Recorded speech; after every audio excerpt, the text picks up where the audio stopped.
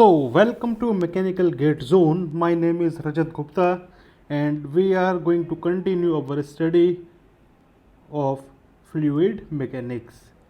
देखिए last class में हमने first chapter that is properties of fluids को हमने स्टार्ट किया था, जिसमें हमने फ्लूइड की बेसिक डेफिनेशन के बारे में जाना, सॉलिड्स और फ्लूइड्स के बीच के डिफरेंस को हमने स्टडी किया, कोहेजन और एडहेजन के बीच में हमने डिफरेंस जो था वो हमने देखा।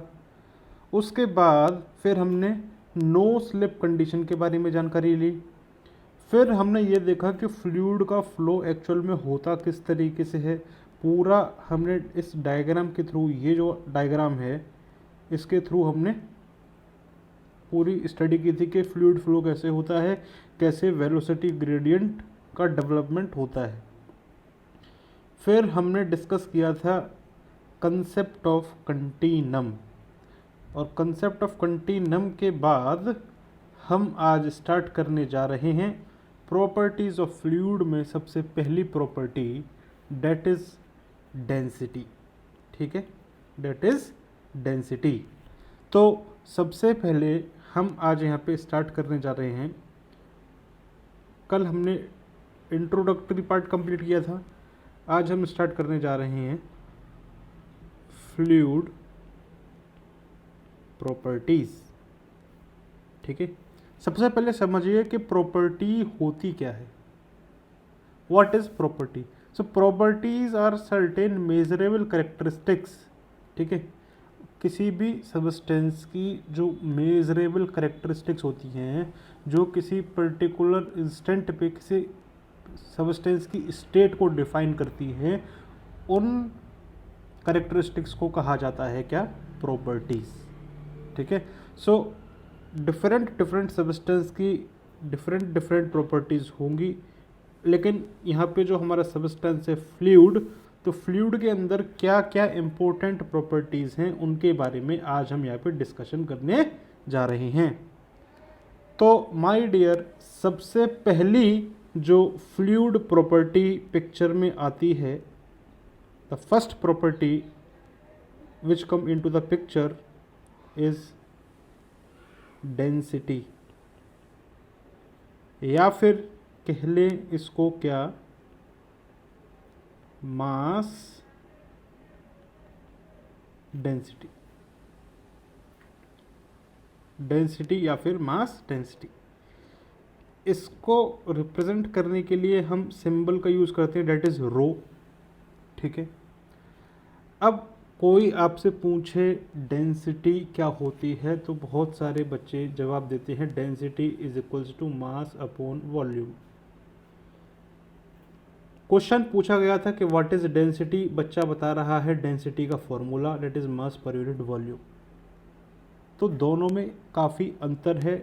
जब कोई पूछता है व्हाट इज डेंसिटी, तो वो फॉर्मूला नहीं पूछ रहा है, वो पूछ रहा है कि डेंसिटी का फिजिकल सिग्निफिकेंस क्या है। समझ में आ रही है बात? तो डेंसिटी का फिजिकल सिग्निफिकेंस अगर आपको समझना है, तो डेंसिटी क्या होती है? एक प्रॉपर्टी होती है फ्लूइड की, जो कि ये बताती है कि किसी गिवन स्पेस में कितने नंबर ऑफ मॉलिक्यूल्स हैं उस फ्लूइड के। ठीक है, किसी गिवन स्पेस में कितने नंबर ऑफ मॉलिक्यूल्स हैं किसी फ्लूइड के, वो होती है क्या? डेंसिटी। वो प्रॉपर्टी होती है क्या? Density. So density is a property that represents the number of molecules in a given space. देखिए, नेचर में कोई भी सब्सटेंस जो है इनफाइनाइट नंबर ऑफ मॉलिक्यूल्स से मिलकर के बना हुआ है, और हर मॉलिक्यूल का अपना अपना मास होगा। अब हर मॉलिक्यूल का अपना अपना मास जब होगा और सारे मॉलिक्यूल मिलकर के एक सब्सटेंस बनाएंगे, तो हर सब्सटेंस जो हर मॉलिक्यूल का मास है वो सारा ऐड अप होकर के मास ऑफ द सब्सटेंस कहलाया जाएगा। ये बात क्लियर है? ठीक है ना? तो यहाँ पे नंबर ऑफ मॉलिक्यूल्स का मतलब है कि किसी गिवन स्पेस में सब्सटेंस का कितना मास प्रेजेंट है। इस बात को यहाँ पे समझे, समझ में आया? So density is the property that represents the number of molecules of a substance in a given space.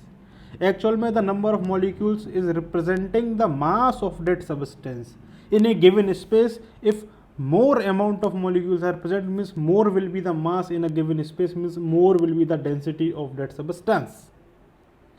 So higher the density means higher the number of molecules and more will be the heaviness. तो ये होती है क्या, density.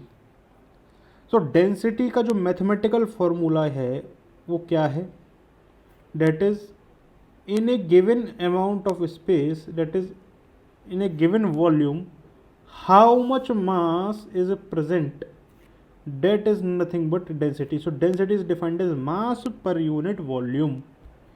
अगर हम इसकी SI unit की बात करते हैं, that is MK सिस्टम में, तो मास की यूनिट होती है kg, that is kilogram, and volume की यूनिट होती है मीटर क्यूब, लाइक दिस. तो kg पर मीटर क्यूब. अगर हम बात करते हैं CGS सिस्टम में, CGS की जो यूनिट होती है वो क्या होती है, मास की वो होती है ग्राम, और वॉल्यूम की होती है पर सेंटीमीटर क्यूब.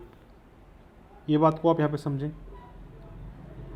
अब हम यहाँ पे कुछ जनरल जो फ्लूइड्स हैं जिसका कि यूज़ बहुत ज़्यादा होगा प्रॉब्लम्स में, उसकी जो डेंसिटी है वो यहाँ पे हम डिस्कस कर रहे हैं. ठीक है, जैसे अगर हम बात करते हैं डेंसिटी ऑफ वाटर, तो जो डेंसिटी ऑफ वाटर होती है ये होती है 1000 kg पर मीटर क्यूब.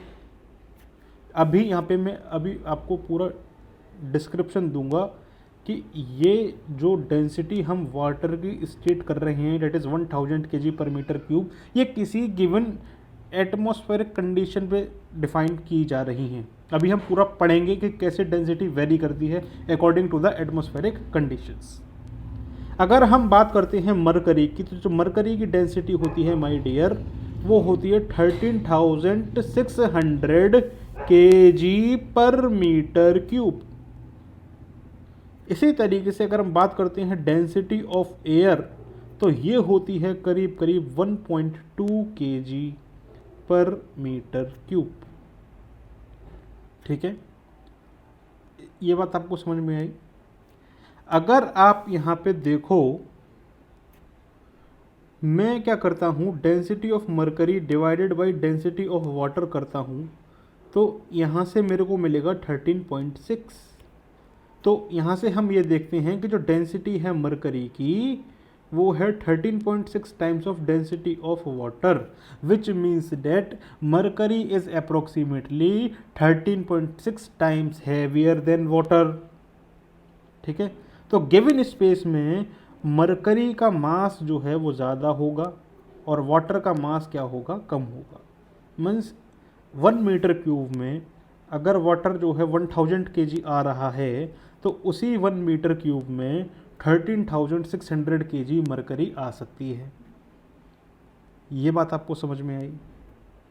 ठीक है, अब हम यहाँ पे देखने जा रहे हैं वो फैक्टर्स जिस पे कि डेंसिटी डिपेंड करती है. So the factor which is going to affect the density is nothing but the pressure and temperature. So we are going to study the effects of pressure and temperature, the effect of pressure and temperature on the density. Pressure और temperature का density के ऊपर क्या effect आता है वो हम यहाँ पे डिस्कस करने जा रहे हैं. ठीक है, सबसे पहले हम बात करते हैं किसके बारे में,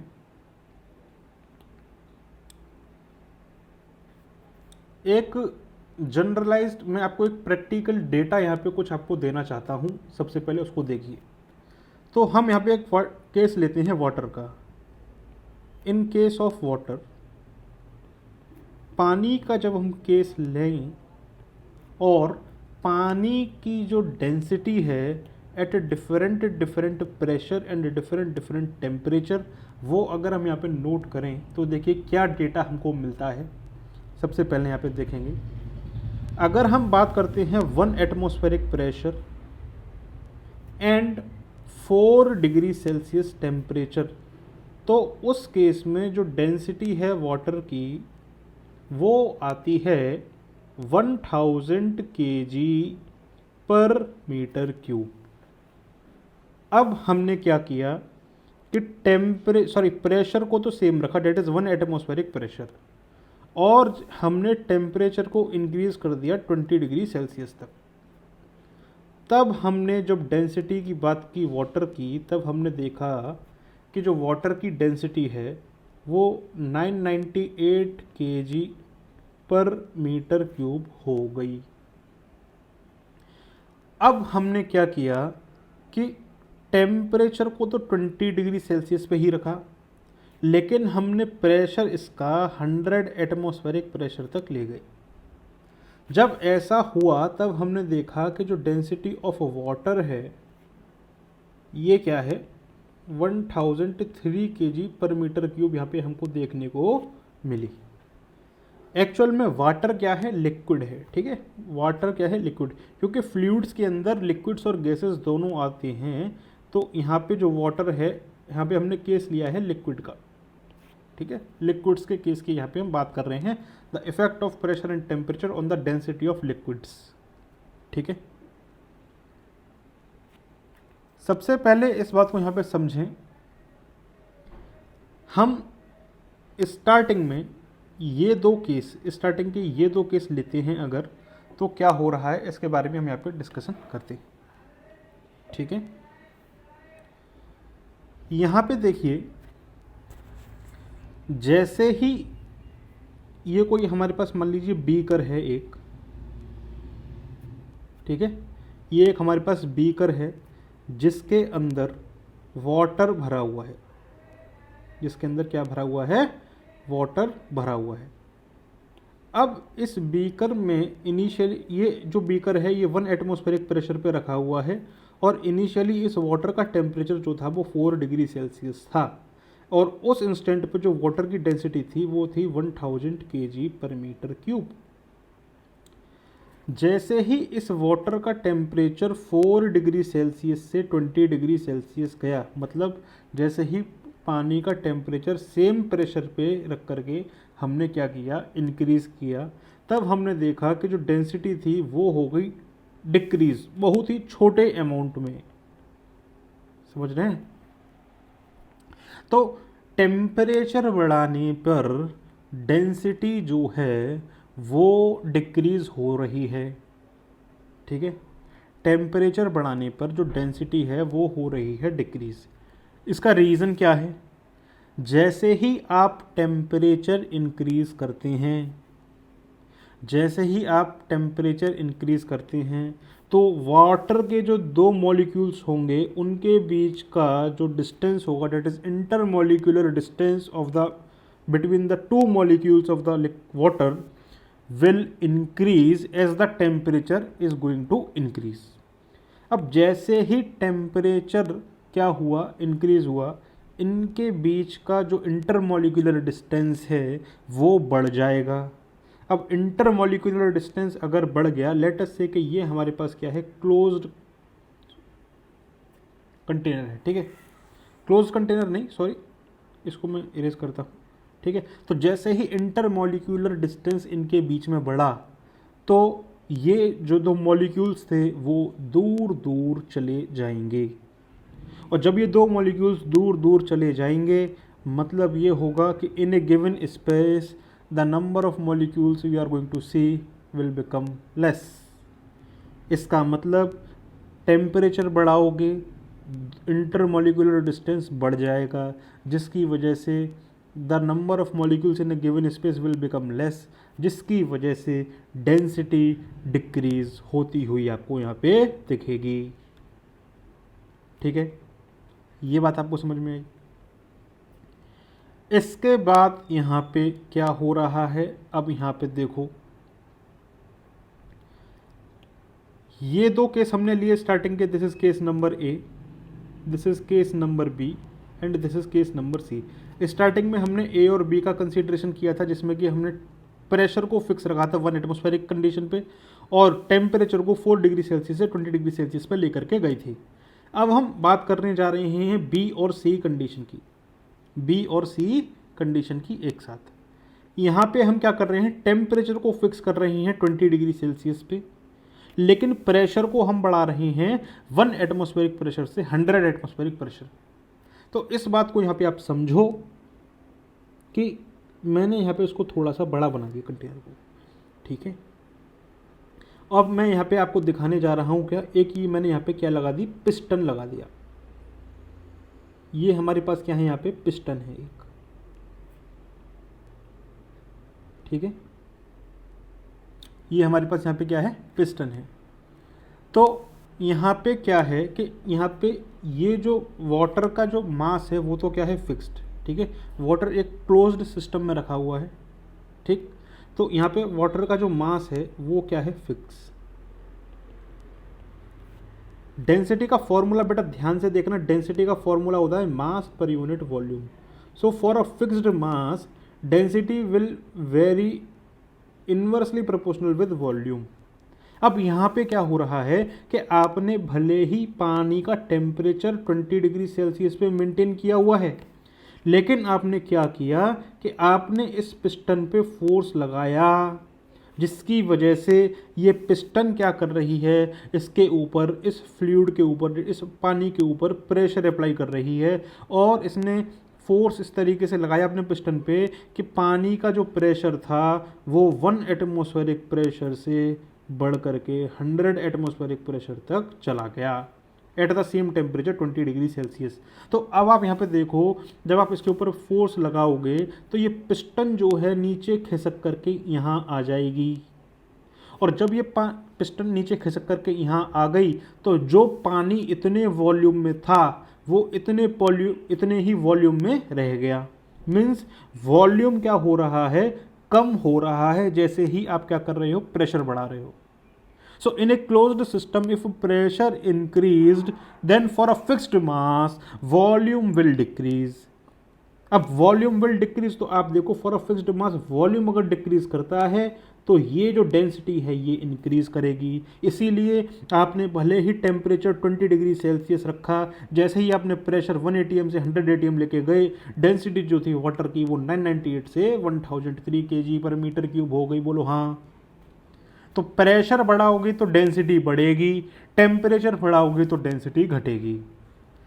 प्रेशर बढ़ा रहे हो, डेंसिटी बढ़ रही है, क्योंकि जो मॉलिक्यूल्स हैं वो एक दूसरे के पास आ रहे हैं। वॉल्यूम जो हो रहा है फॉर अ फिक्स्ड मास वो कम होता जा रहा है, इसीलिए यहाँ पे जो डेंसिटी है वो बढ़ रही है। लेकिन जैसे ही टेम्परेचर बढ़ाते हो तो दो मॉलिक्यूल्स के बीच में इंटरमॉलिक्यूलर डिस्टेंस जो होता है वो इंक्रीज करने लगता है, जिसकी वजह से मॉलिक्यूल दूर दूर भागते हैं, जिसकी वजह से टेम्परेचर बढ़ाने पे डेंसिटी आपको घटती हुई दिखती है। ये बात आपको यहाँ पे समझ में आनी चाहिए। तो ये है डेंसिटी का बेसिक। अब यहाँ पे समझो कि ये जो दो बातें मैंने आपको बताई, the effect of temperature and pressure on the density, that is अगर टेम्परेचर बढ़ाते हो तो डेंसिटी डिक्रीज होती हुई दिखेगी, अगर प्रेशर बढ़ाओगे तो डेंसिटी इंक्रीज होती हुई दिखेगी। ये जो वैलिडिटी है इसकी, ये केवल और केवल लिक्विड्स में ही नहीं, ये गैसेस में भी वैलिड है। It is valid for liquids and gases also, ठीक है। लेकिन आप इस बात को यहाँ पे ध्यान से देखो कि जैसे ही आपने क्या किया कि पहले दो केस देखो, केस नंबर ए और केस नंबर बी, ठीक है। थोड़ा यहाँ पे इसको इरेज करता हूँ ताकि नीटनेस बनी रहे। देखो यहाँ देखो, केस नंबर ए देखो और केस नंबर बी देखो। आपने टेम्परेचर जो है 16 डिग्री सेल्सियस से राइज कर दिया, मतलब 4 से 20 ले गए, लेकिन डेंसिटी जो है केवल और केवल 2 kg पर मीटर क्यूब ही डिक्रीज हुई, ठीक है। तो ऐसा मान सकते हैं क्या कि लिक्विड की डेंसिटी जो है वो ऑलमोस्ट कांस्टेंट है विद रिस्पेक्ट टू टेम्परेचर। आपने टेम्परेचर तो देखो 16 डिग्री सेल्सियस से इंक्रीज किया, लेकिन डेंसिटी जो है केवल 2 kg पर मीटर क्यूब से डिक्रीज हुई। इसी तरीके से आपने देखो प्रेशर कितना इंक्रीज कर दिया, 99 एटमॉस्फेरिक प्रेशर से लेकर के चले गए, मतलब आपने प्रेशर 99 एटमॉस्फेरिक प्रेशर तक बढ़ा दिया, मतलब 1 एटीएम में 99 एटीएम और जोड़ दिया, और टेम्परेचर आपने सेम रखा। तब आप देखो डेंसिटी में सिर्फ और सिर्फ मामूली इंक्रीमेंट देखने को मिला है, और वो है कितना, 5 kg पर मीटर क्यूब का। मतलब आपने 99 एटमॉस्फेरिक प्रेशर में चेंज कर दिया, मतलब increase in the pressure 99 atmospheric pressure, लेकिन डेंसिटी सिर्फ बढ़ रही है 5 kg पर मीटर क्यूब। तो आप यहाँ पे इस बात को समझो कि लिक्विड की जो डेंसिटी है वो ऑलमोस्ट कांस्टेंट रहती है with respect to temperature and pressure. Practically थोड़े बहुत चेंजेस आते हैं, जो मैंने आपको यहाँ पे डेटा दिया हुआ है, देखो यहाँ पे चेंजेस आ रही हैं, लेकिन एट अ बल्क, अगर हम बल्क में देखें तो विद रिस्पेक्ट टू टेम्परेचर और प्रेशर जो लिक्विड की डेंसिटी है वो ऑलमोस्ट कांस्टेंट रहती है with respect to temperature and pressure. लेकिन गैसेस में क्या होता है माय डियर, गैसेस में क्या होता है, density shows the large deviation with temperature and pressure. Density shows the large deviation with respect to temperature and pressure, and if we treat gas as an ideal gas, so you know the pressure। देखो अगर हम बात करते हैं gases की, तो gases को अगर हम मान करके चलते हैं आइडियल गैस, तो आप समझो जो एब्सोल्यूट प्रेशर होता है गैस का, जो आइडियल गैस इक्वेशन होती है वो होती है PV is equals to mRT, where m is the mass, r is the characteristic gas constant, p is the absolute pressure and v is the volume। अब मैं यहाँ से क्या करता हूँ, मैं वॉल्यूम को मास के नीचे ले जाता हूँ, तो मास बाई वॉल्यूम क्या बन जाएगा, डेंसिटी बन जाएगा, that is p is equals to rho R T, p is equals to rho R T. तो गैसेस में क्या होगा माय डियर, डेंसिटी के डेविएशन ज़्यादा देखने को मिलेंगे with respect to temperature and pressure. ठीक है, समझ में आ रहा है बात। लेकिन लिक्विड के केस में हम लोग डेंसिटी को यह मान करके चलते हैं कि ऑलमोस्ट कांस्टेंट रहती है, हालांकि फ्लक्चुएशन होंगे, जो मैंने यहाँ पे आपको बात बताई है ये वैलिड दोनों के लिए है, लेकिन लिक्विड्स के केस में टेम्परेचर और प्रेशर का इफेक्ट अगर हम बल्क में देखें तो उतना नहीं है, मतलब माइन्यूट चेंजेस आती हैं डेंसिटी के अंदर फॉर द लिक्विड्स। तो इस बात को आप यहाँ पे समझें, ये बात आपको समझ में आई। अब यहाँ पे हम डिस्कस कर रहे हैं क्या, कि ये वाला केस लो, देखो ये तो आपको समझ में आ गया। मैं यहाँ से इसको थोड़ा इरेज करता हूँ, क्योंकि मेरे को एक चीज़ और बतानी है यहाँ पे।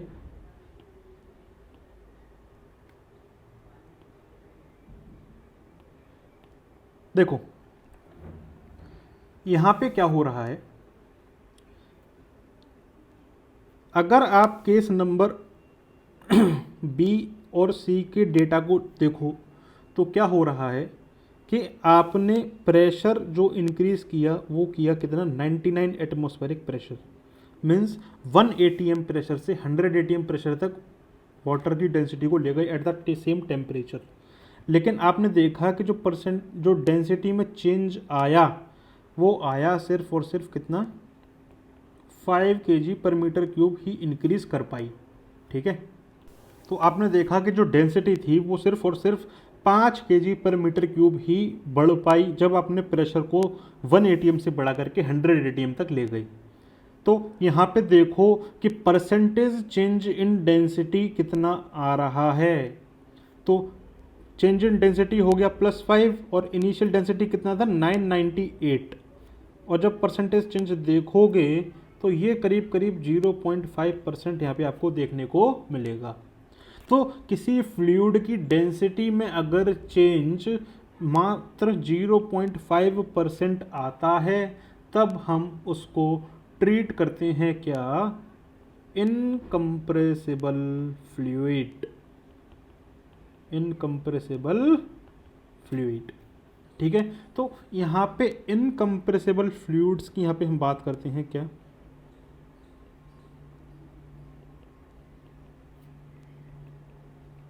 Incompressible fluids. ठीक है, तो किसी भी प्रेशर चेंज के लिए किसी भी प्रेशर चेंज के लिए अगर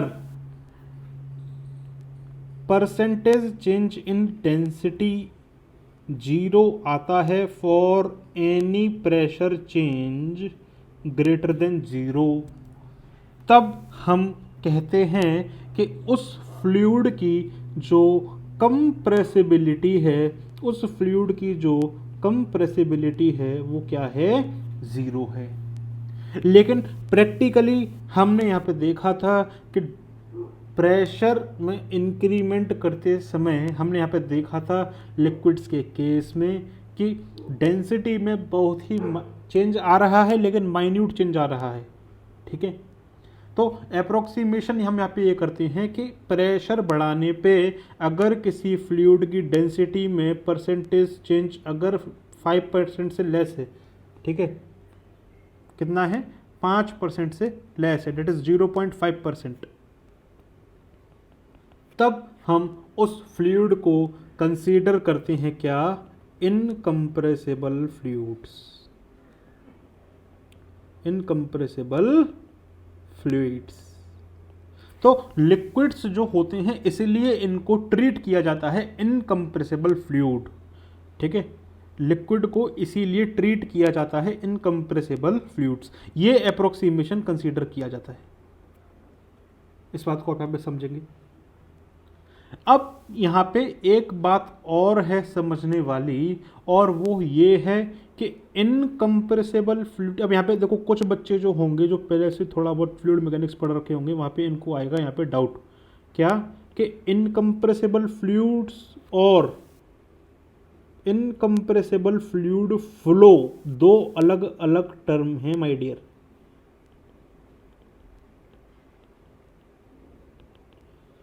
ये दोनों बिल्कुल अलग कंसेप्ट हैं। इनकम्प्रेसिबल फ्लूइड और इनकम्प्रेसिबल फ्लूइड फ्लो में बहुत ज़्यादा डिफरेंस है, ये दोनों सेम नहीं है। क्या डिफरेंस है, इनकम्प्रेसिबल फ्लूइड फ्लो क्या होता है, जब हम टाइप्स ऑफ फ्लो डिस्कस करेंगे काइनेमेटिक्स ऑफ फ्लूइड में, तब हम बताएंगे इनकम्प्रेसिबल फ्लूइड फ्लो क्या होता है। तो ये बात आपको यहाँ पे समझ में आई। तो ये था सारा डिस्कशन किससे रिगार्डिंग, डेंसिटी या फिर मास डेंसिटी के रिगार्डिंग। ठीक है, अब हम यहाँ पे अपनी next property that is specific weight की यहाँ पे हम बात करते हैं। किसकी बात करते हैं, स्पेसिफिक वेट की यहाँ पे हम बात करेंगे। So next we are going to discuss the next property, and it is nothing but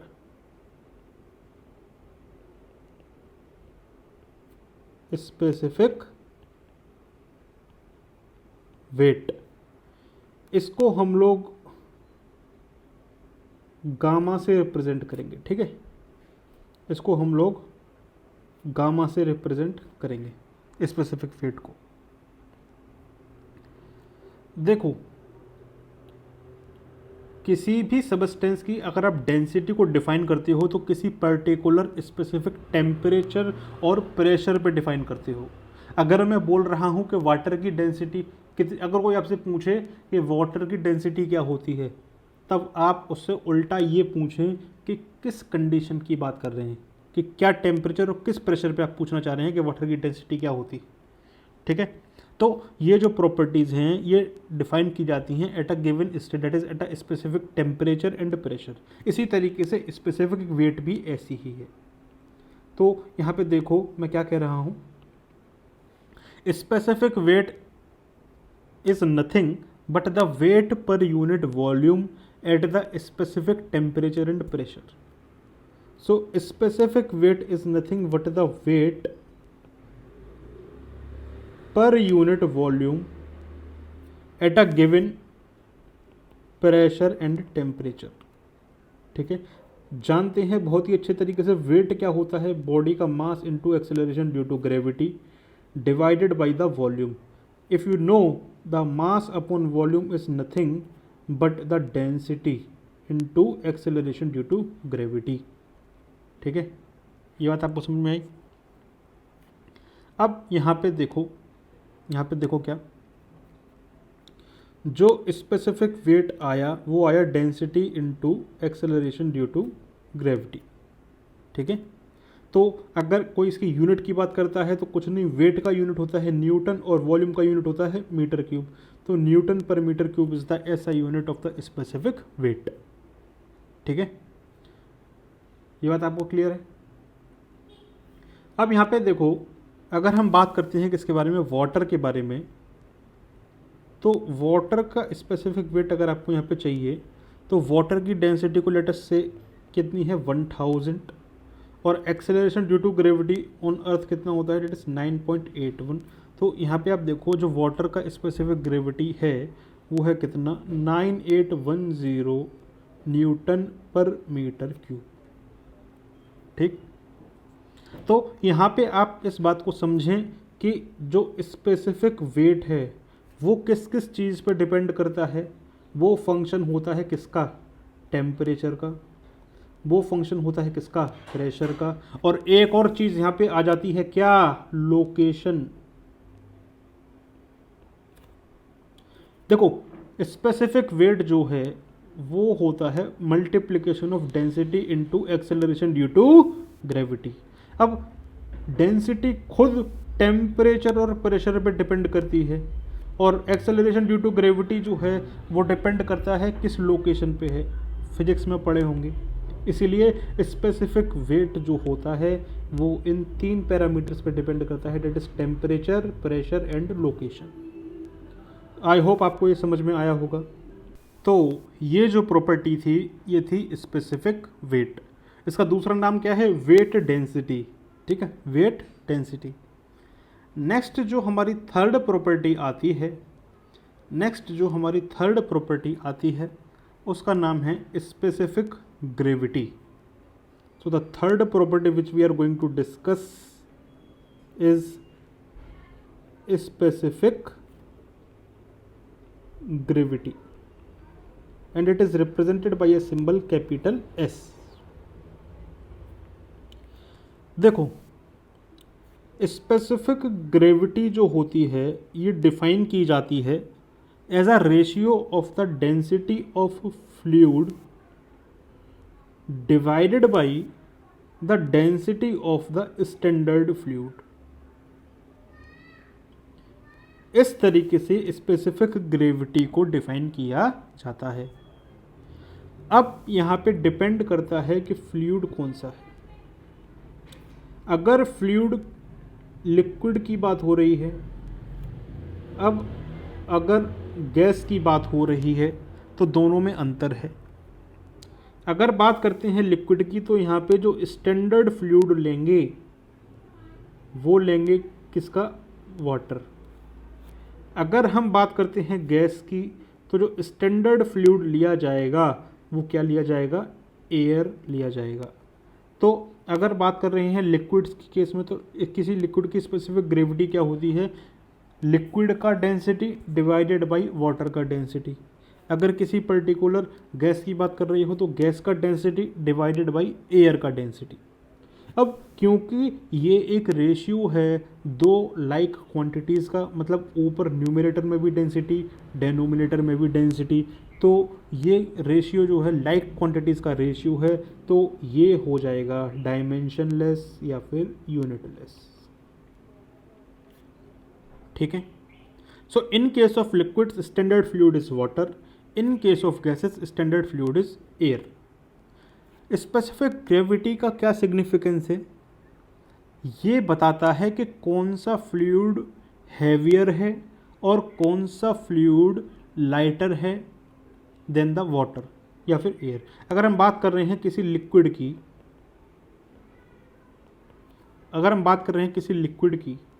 ठीक है, और किसी पर्टिकुलर लिक्विड की जब हम बात करते हैं एंड लेट अस से कि उसका जो स्पेसिफिक ग्रेविटी है वो 1 से बड़ा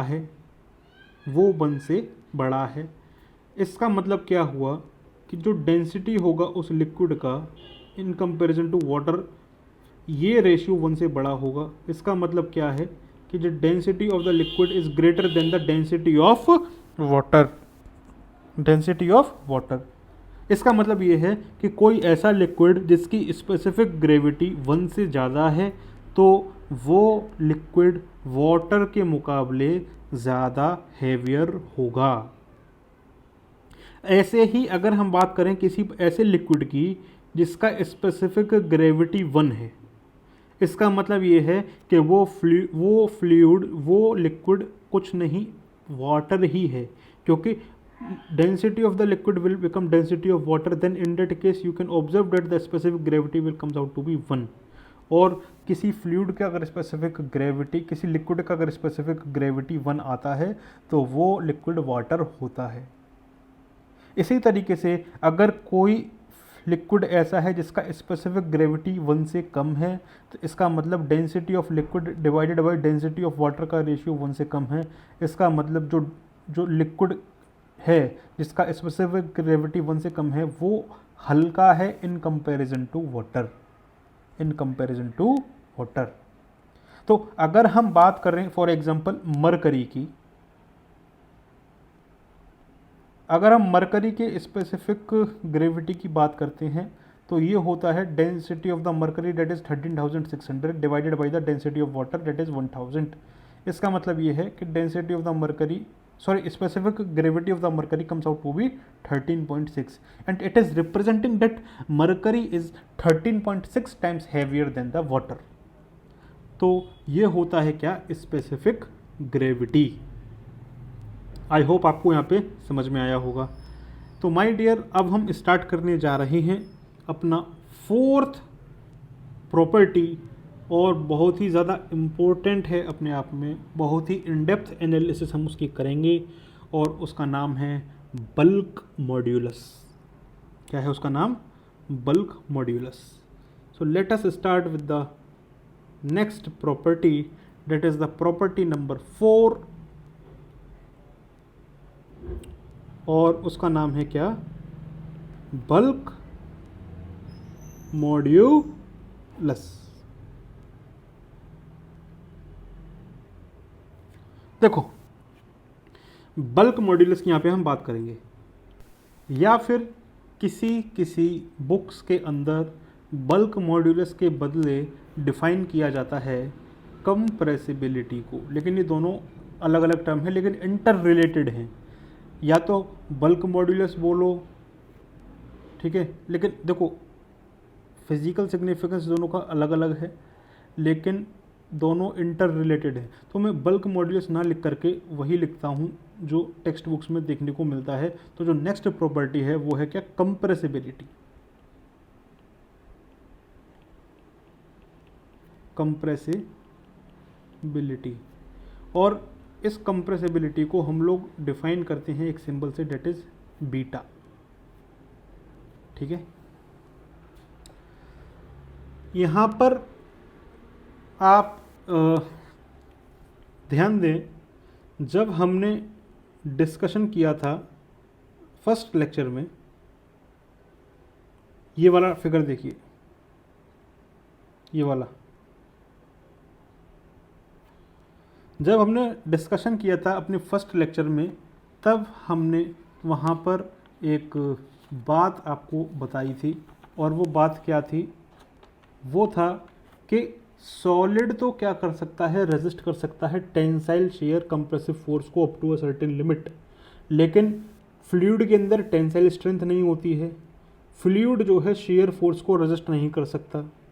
ठीक है, when subjected to shear force the fluid shows no resistance to shear under the static condition, लेकिन कंटिन्यूसली डिफॉर्म होगा जैसे जैसे एक्सटर्नल शेयर फोर्स अप्लाई होता रहेगा। ठीक है, तो ये तो बात हुई टेंसाइल स्ट्रेंथ की और शेयर फोर्स की, लेकिन हम यहाँ पे बात कर रहे हैं कि क्या फ्लूइड कंप्रेसिव फोर्स को रेजिस्ट कर सकता है? तो आंसर है yes, fluid can resist the compressive force only when it is kept in a container, only when it is kept in a container.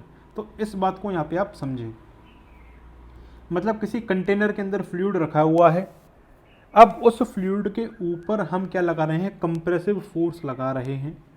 अब उस कंप्रेसिबल फोर्स जब हम उस फ्लूइड के ऊपर लगा रहे हैं तो फ्लूइड उस कंप्रेसिबल फोर्स को रेजिस्ट करेगा, और जो रजिस्ट कर रहेगा उस जो प्रॉपर्टी होती है फ्लूइड की वो होती है क्या, बल्क मॉड्यूलस। सो क्या होती है वो प्रॉपर्टी, बल्क मॉड्यूलस। तो मैंने आपको यहाँ पे आपको बताया था, देखो बल्क मॉड्यूलस क्या होता है, ये डिफाइन करता है apposition for the compression. The property bulk modulus for a fluid defines it's opposition for the compression. ठीक है, जितना ज़्यादा फ्लूइड का बल्क मॉड्यूलस होगा, जितना ज़्यादा फ्लूइड का बल्क मॉड्यूलस होगा तो क्या होगा, इसके बारे में हम यहाँ पे डिस्कस करेंगे, है ना। तो अभी हम यहाँ पे नीचे आते हैं और कंप्रेसिबिलिटी की यहाँ पे हम लोग बात करते हैं, फिर बल्क मॉड्यूलस में आएंगे। तो देखिए कंप्रेसिबिलिटी क्या होती है। If there is the change in volume और density with respect to pressure, then such fluids are known as compressible fluids। ठीक है, if there is a change in the volume or density with respect to pressure, then such fluids are compressible। देखो कैसे, यहाँ पे दो case लेते हैं। ये हमारे पास क्या है, एक पिस्टन सिलेंडर अरेंजमेंट है और ये हमारे पास एक दूसरा पिस्टन सिलेंडर अरेंजमेंट है। इस तरीके से इसमें भी फ्लूइड भरा हुआ है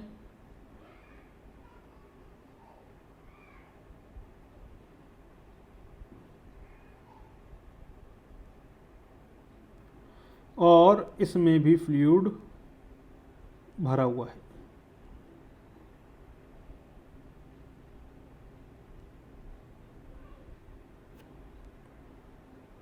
ये है हमारे पास क्या,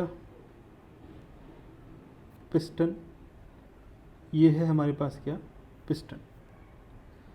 जब आप इस पिस्टन पे फोर्स अप्लाई करोगे, दोनों पे करके देखो, दोनों अलग अलग फ्लूइड भरे हुए हैं, तो आप क्या कर रहे हो कि इस पिस्टन के ऊपर प्रेशर लगा रहे हो।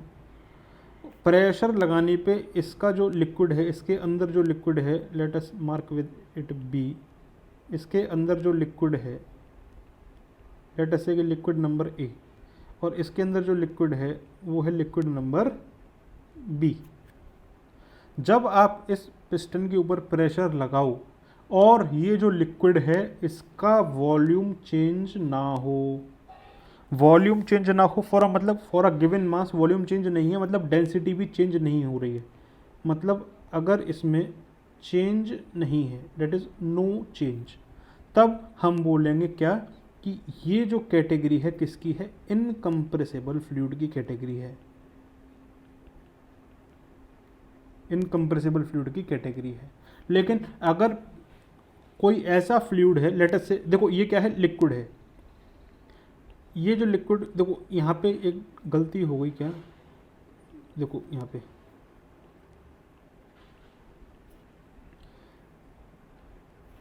पे हम कंसीडर करते हैं कि इसके अंदर क्या भरी हुई है, गैस भरी हुई है। ठीक है, इसके अंदर क्या भरी हुई है, गैस भरी हुई है। तो यहाँ पे क्या होगा, जैसे ही आप इस पिस्टन के ऊपर फोर्स अप्लाई करोगे, मतलब प्रेशर अप्लाई करोगे, तो ये जो पिस्टन है ये नीचे की तरफ जाएगी और नीचे की तरफ जाने से ये जो गैस ज़्यादा वॉल्यूम में थी इसका वॉल्यूम हो जाएगा रिड्यूस, और वॉल्यूम हो जाएगा रिड्यूस तो डेंसिटी बढ़ जाएगी इसकी। इसका मतलब ये हो गई क्या, highly compressible, highly compressible। So from this case we can say that the liquids are treated as incompressible whereas gases are treated as highly compressible। ठीक है, अब इस कंप्रेसिबिलिटी को जब हम इस किसी पर्टिकुलर लिक्विड को कंप्रेस करते हैं तो उस कंप्रेशन को रेजिस्ट करने का जो प्रॉपर्टी फ्लूइड के अंदर होता है उसको हम लोग बोलते हैं क्या, बल्क मॉड्यूलस। क्या बोलते हैं, बल्क मॉड्यूलस। तो बेसिकली जो कंप्रेसिबिलिटी होती है जो कंप्रेसिबिलिटी होती है वो होती है inverse of the bulk modulus.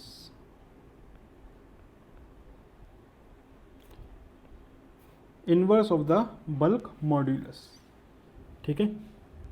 तो किसी लिक्विड का अगर बल्क मॉड्यूलस ज़्यादा है तो उतना ही उसको मुश्किल है कंप्रेस करना।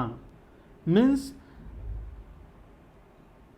Large value of the bulk modulus means less ability of the compression, ठीक है। उतना ज़्यादा ही वो रेजिस्टेंस करेगा अपने कंप्रेशन में, ठीक है। जितना ज़्यादा बल्क मॉड्यूलस होगा किसी लिक्विड का उतनी ही ज़्यादा दिक्कत आएगी उसको कंप्रेस करने में।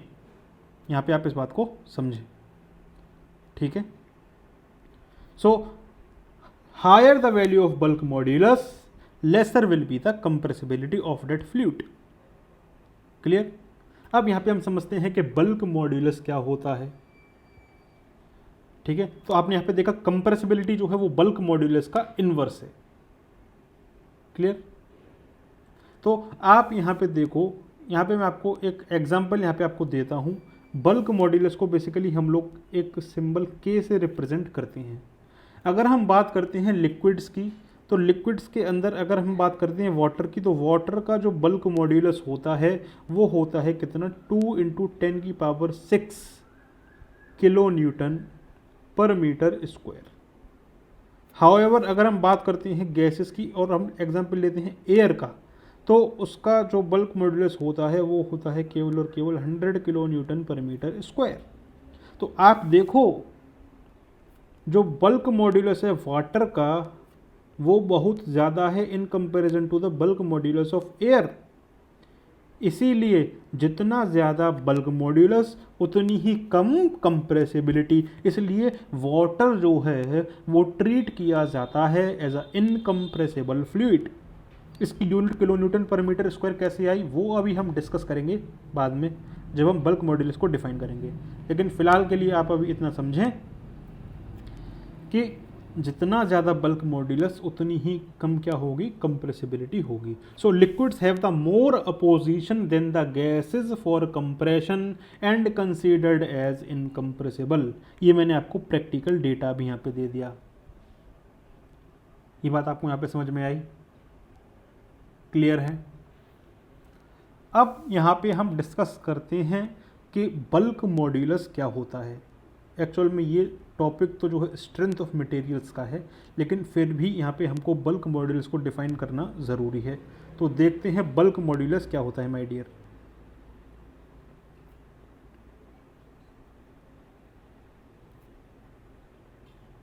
इसको रिप्रेजेंट करते हैं सिंबल के से। किससे? के से। अब यहाँ पे हम देखते हैं बल्क मॉड्यूलस क्या होता है। सबसे पहले एक बात आप यहाँ पे समझ लो कि स्ट्रेंथ ऑफ मटेरियल्स में जब आप किसी बॉडी के ऊपर लोड लगाते थे तो according to the Hooke's law जो स्ट्रेस किसी बॉडी में जनरेट होती थी वो डायरेक्टली प्रोपोर्शनल टू स्ट्रेन होती थी।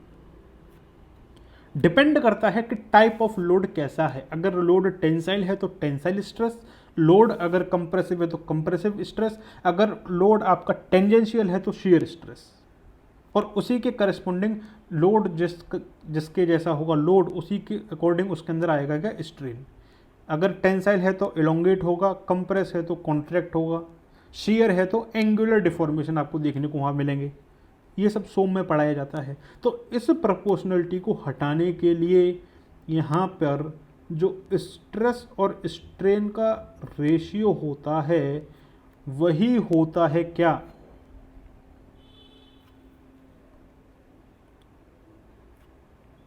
Elastic constant.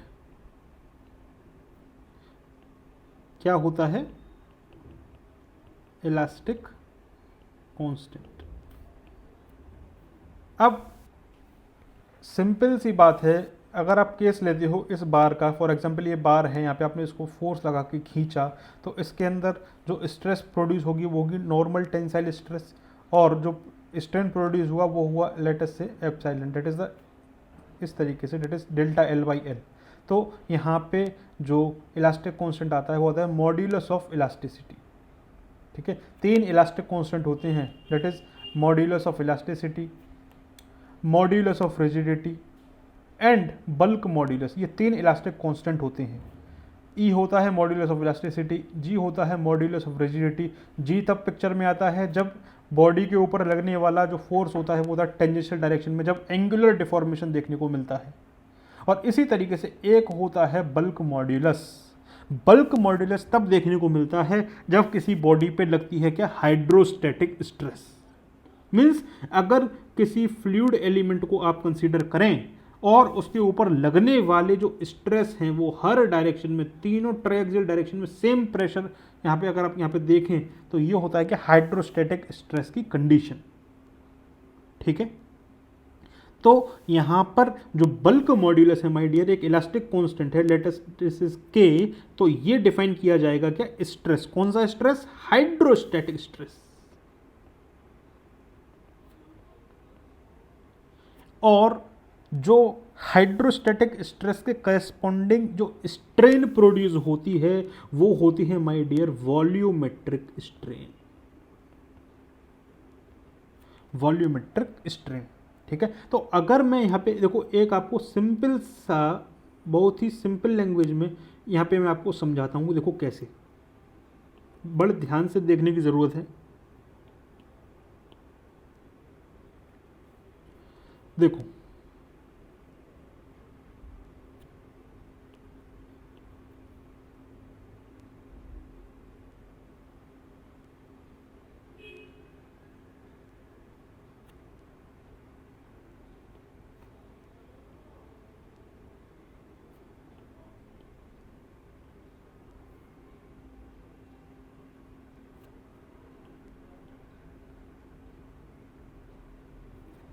ये देखो यहाँ पे मैंने एक लिया है 3 dimensional fluid element, 3D fluid element मैंने यहाँ पे लिया है। जब आप यहाँ पे देखो, मतलब ये एक्चुअल में है क्या कि ये एक कंटेनर था। ठीक है, ये एक कंटेनर था और इस पूरे कंटेनर में क्या भरा हुआ था, फ्लूइड भरा हुआ था, लाइक दिस। पूरे कंटेनर में जो है फ्लूइड भरा हुआ है। तो मैंने उसमें से एक ये 3D शेप का एक फ्लूइड एलिमेंट कंसीडर किया। ठीक है, अब इस फ्लूइड एलिमेंट पे लेटस से ये जो इसके चारों तरफ जो फ्लूइड है, according to the Pascal's law, ये फ्लूइड एलिमेंट जो है एक्चुअल में बहुत छोटा है। मतलब एक पिन पॉइंट यहाँ पे देखो कंसीडर करते हैं, मतलब एक ऐसा पॉइंट है जिसका हमने 3D व्यू यहाँ पे हम देख रहे हैं। According to the Pascal's law at the same location equal pressure will be exerted in all the directions. ये अभी हम जब हम प्रेशर मेजरमेंट पढ़ेंगे तब हम वहाँ पे देखेंगे। ठीक है, तो अभी यहाँ पे आप बस इतना देखो कि इनिशियली इस फ्लूइड के ऊपर 3 डायरेक्शन में क्या हो रहा है, प्रेशर इसके ऊपर लग रहा है इस तरीके से।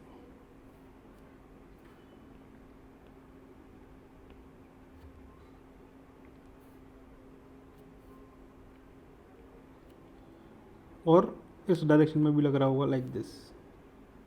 ठीक है, अब यहाँ पे क्या था, एक पिस्टन लगा हुआ था ऊपर, और जैसे ही आपने क्या किया,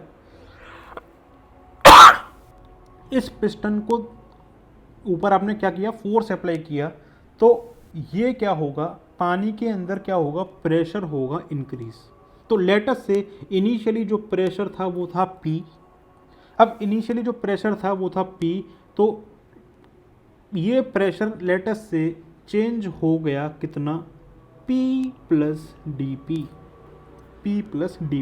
मतलब आपने ऊपर से ये पिस्टन पे फोर्स लगाया जिसकी वजह से ये पूरा जो पानी है इसके अंदर क्या है, थोड़ा कंप्रेशन देखने को आपको मिला, जिसकी यहाँ पे आपको प्रेशर बढ़ता हुआ दिखेगा। तो लेट अस से प्रेशर जो हो गया वो हो गया P प्लस डी पी। लेकिन आप यहाँ पे समझो कि जैसे ही इस फ्लूइड एलिमेंट के ऊपर चारों तरफ से सेम अमाउंट ऑफ प्रेशर बढ़ेगा तो ये फ्लूइड एलिमेंट के अंदर वॉल्यूम जो होगा इसका वो आपको श्रिंक होता हुआ यहाँ पे आपको दिखेगा। सो लेट अस से कि जो वॉल्यूम इसका श्रिंक हो रहा है वो कुछ इस तरीके से हो गया।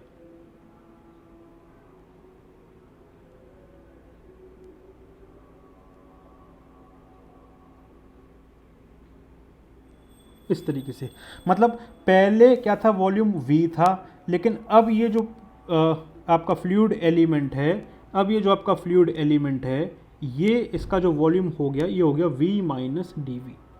तो यहाँ पे जो चेंज इन वॉल्यूम आया, जो चेंज इन वॉल्यूम आया वो कितना आया, that is final volume minus of initial volume. तो चेंज इन वॉल्यूम कितना आया my dear, minus of D V. जो चेंज इन वॉल्यूम कितना आया, माइनस ऑफ डी वी, और जो इनिशियल वॉल्यूम था वो क्या था, वो V। तो यही है क्या, वॉल्यूमेट्रिक स्ट्रेन, वॉल्यूमेट्रिक स्ट्रेन। तो वॉल्यूमेट्रिक स्ट्रेन को हम लोग दिखाते हैं एप्सिलॉन V से, ठीक है, एप्सिलॉन V से। तो यहाँ पे आप एक चीज़ का यहाँ पे और नोटिस करना, और वो नोटिस करने वाली बात क्या है कि यहाँ पे हमने बल्क मॉड्यूलस को दिखाया है as a hydrostatic stress divided by the volumetric strain. So hydrostatic stress is nothing but the change in the pressure. तो जैसे ही आप किसी फ्लूइड एलिमेंट के ऊपर प्रेशर इंक्रीज करोगे तो उसका जो वॉल्यूम, आपका वॉल्यूमेट्रिक स्ट्रेन है उसके अंदर प्रोड्यूस होगा ये वाला minus D B by V. तो यही minus D B by V, ये जो रेशियो आपको यहाँ पे दिखा, यही होता है क्या, बल्क मॉड्यूलस। क्या होता है माय डियर, बल्क मॉड्यूलस। इस बात को यहाँ पे आप समझें, ठीक है। अब यहाँ पे आप इस बात को यहाँ पे देखें कि ये जो माइनस साइन है इसका क्या मतलब है। यहाँ पे आप डी वी जो बात कर रहे हैं वो ये है कि जो फाइनल वॉल्यूम है वो इनिशियल वॉल्यूम से छोटा है, मतलब ये जो डी वी आएगा ये नेगेटिव आएगा, ठीक है। ये जो डी वी आएगा ये आएगा एक नेगेटिव। तो उस नेगेटिव को कंपनसेट करने के लिए यहाँ पे हमने ये लिख दिया है। यहाँ पे देखो कुछ नहीं है, माइनस डी वी का मतलब ये है minus of V final minus V initial. अब वी फाइनल जो है वो वी इनिशियल से कम है, तो इसका मतलब माइनस डी वी एक्चुअल में एक पॉजिटिव क्वांटिटी ही है, ठीक है। तो इस तरीके से हमने क्या किया, बल्क मॉड्यूलस को यहाँ पे डिफाइन किया।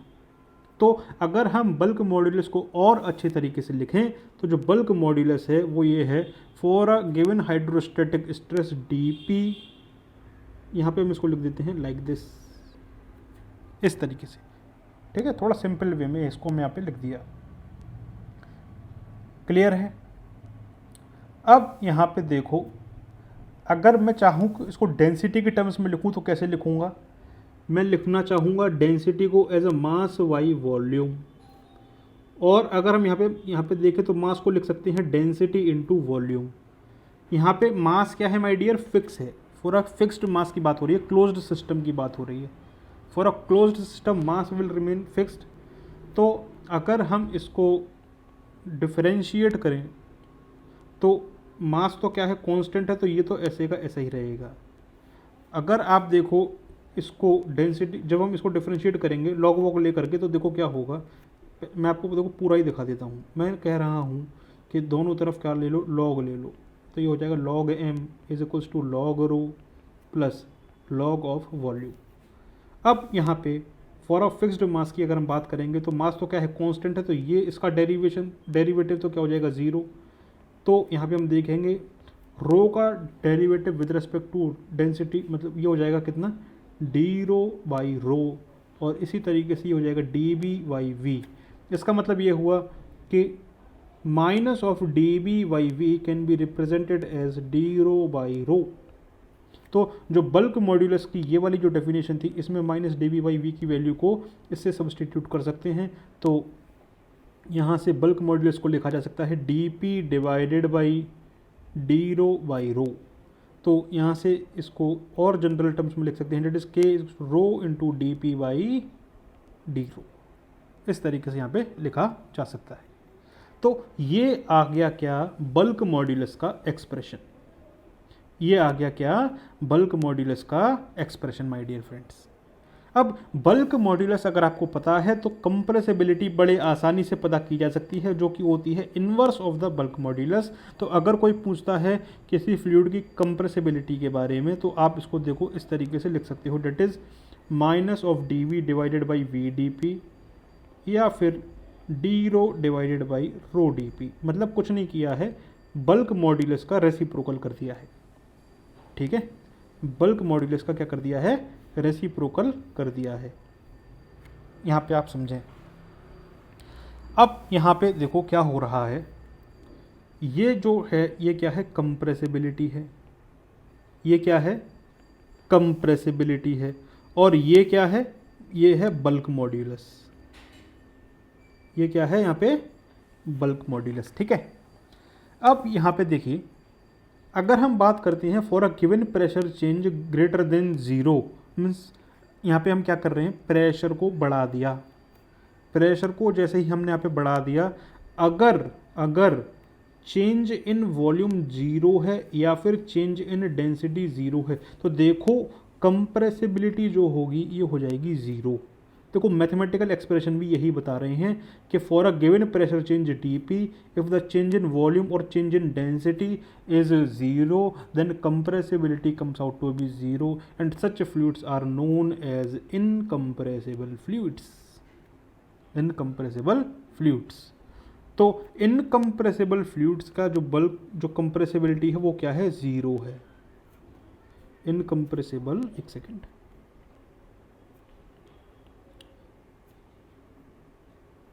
इनकम्प्रेसिबल फ्लूइड्स, इनका जो कंप्रेसिबिलिटी है वो क्या है, ज़ीरो है। तो इसका मतलब ये हो गया कि इनकम्प्रेसिबल फ्लूइड्स का जो बल्क मॉड्यूलस होगा वो हो जाएगा इनफाइनाइट। मतलब कितना, देखो यहाँ से देख लो खुद, for a given pressure change in volume will be zero, change in density will be zero, then such fluids are known as incompressible fluids and for such fluids the bulk modulus tends to infinity।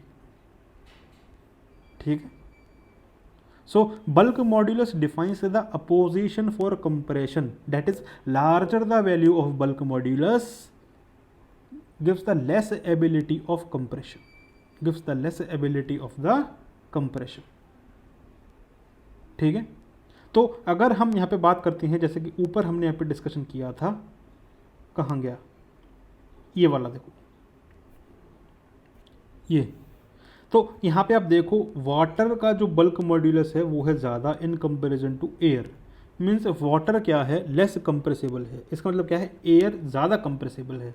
तो अगर आप इसका जो ratio है इसको देखो, अगर आप इसका जो रेशियो है इसको देखो तो क्या होगा, तो आप ये देखोगे कि एयर जो है वो 20,000 टाइम्स मोर कंप्रेसिबल है देन वाटर। देखो रेशियो देख लो ना, डिवाइड कर लो इन दोनों को, तो 20,000 टाइम्स आपको यहाँ पे देखने को मिल जाएगा। क्लियर है, कोई दिक्कत नहीं आनी चाहिए। ठीक, तो इस तरीके से यहाँ पे बात यहाँ पे निकल करके आती है। ये बात आपको यहाँ पे समझ में आई। इस तरीके से हमने यहाँ पे इसको डिफाइन किया बल्क मॉड्यूलस को। ठीक है, और कंप्रेसिबिलिटी को। तो ये बात आपको समझ में आई होगी कि जो हमने फर्स्ट लेक्चर में आपको कहा था कि इस वाले पॉइंट को हम बाद में डिस्कस करेंगे, ये वाला जो पॉइंट था तो इसको हमने अभी डिस्कस किया है। तो आप देख सकते हो उसकी ब्यूटी कितना बेहतरीन तरीके से यहाँ पे हमने भी डिस्कस किया है। लेकिन ये बल्क मॉड्यूलस यहीं ख़त्म नहीं होता है, अभी हमको और ज़्यादा बात करनी है इस बल्क मॉड्यूलस के बारे में, या फिर कंप्रेसिबिलिटी के बारे में। जो फोर्थ प्रॉपर्टी है, ये जो फोर्थ प्रॉपर्टी है इसके बारे में अभी हमको और डिस्कशन करना है। ठीक है, तो अब कभी कभी क्वेश्चन आता है, एक क्वेश्चन जनरेट होता है माइंड में, और वो क्या कि whether it is easier to compress an ideal gas isothermally और एडियाबेटिकली। ये बात यहाँ पे डिस्कस करनी है हमको। तो इसको डिस्कस करने के लिए हम क्या करें, ये बात है ना। तो सबसे पहले इस बात को समझें कि वेदर इट इज़ ये जो क्वेश्चन है मैं पहले इस क्वेश्चन को यहाँ पे लिख लेता हूँ, ठीक है। तो ये जो यहाँ पे क्वेश्चन जो मैं यहाँ पे लिख रहा हूँ, ओहो रात हो गई रात, थोड़ा सा मेरे को इसका चेंज करने दें क्योंकि ये अच्छा नहीं लग रहा है।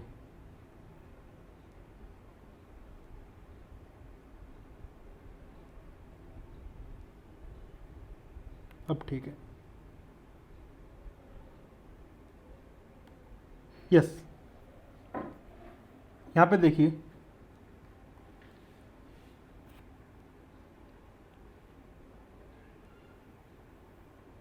एक क्वेश्चन जो आता है वो ये आता है, वेदर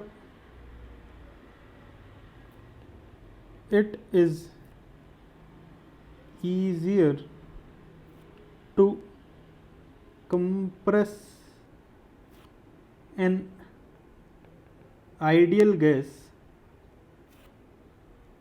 isothermally or adiabatically। मतलब किसी आइडियल गैस को कंप्रेस किया जाए बाई आइसोथर्मल प्रोसेस और बाई एडियाबैटिक प्रोसेस, तो कौन सा प्रोसेस इजी रहेगा, है ना। तो सबसे पहले अभी तक अपनी जो नॉलेज इकट्ठी हुई है regarding the compressibility, regarding the bulk modulus, वो ये कहती है कि जितना ज़्यादा बल्क मॉड्यूलस होगा उतनी कम कंप्रेसिबिलिटी होगी और उतनी ही ज़्यादा डिफ़िकल्टी हम फेस करेंगे इन द कंप्रेशन प्रोसेस, ठीक है। तो यहाँ पे हम दो अलग अलग केस स्टडी करेंगे, सबसे पहले आइसोथर्मल फिर एडियाबैटिक, ठीक है। तो हम यहाँ पे डिस्कस कर रहे हैं सबसे पहला term, that is isothermal bulk modulus, treating air as an ideal gas, ideal gas मान करके। तो सबसे पहला जो आता है डेट इज आइसोथर्मल